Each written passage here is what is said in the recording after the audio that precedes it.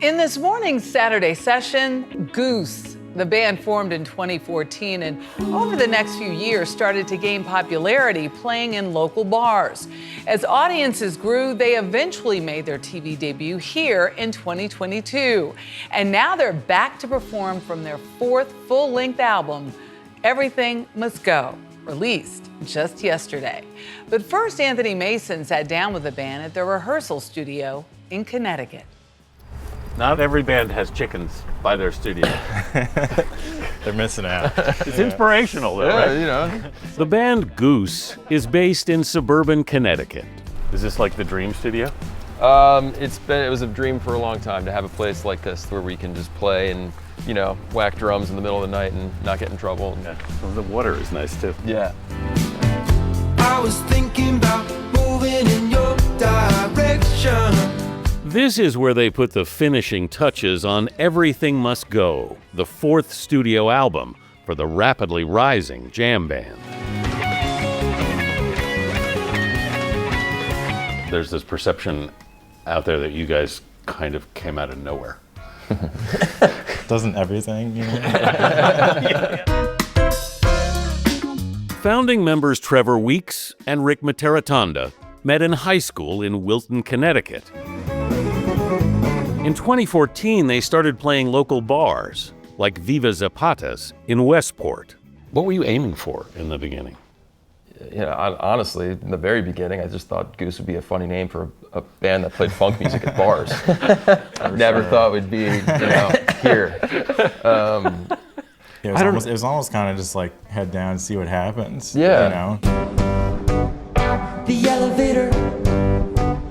I'm not a waiter. Peter Onspach came on board to play keys. And on their 2019 tour, something started happening.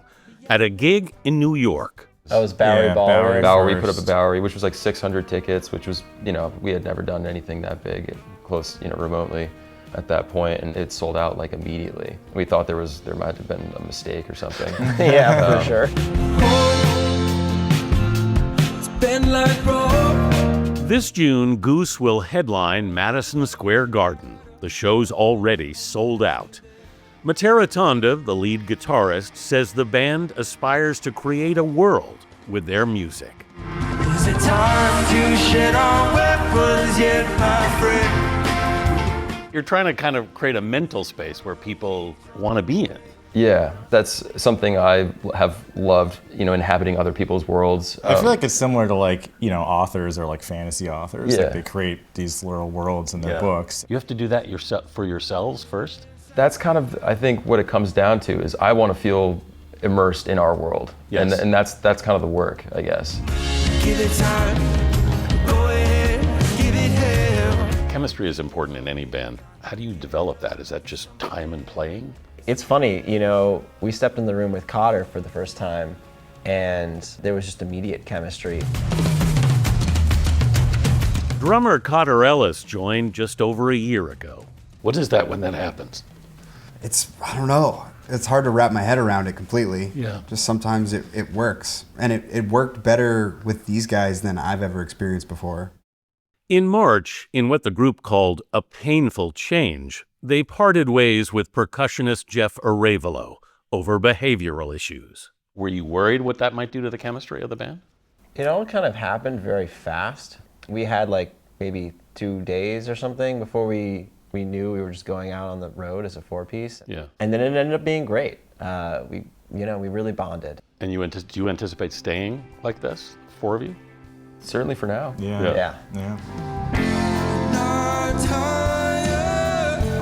I'm not worn at all. I get the sense from you guys that the Wilton bar scene doesn't feel too far in the rearview mirror yet at this point.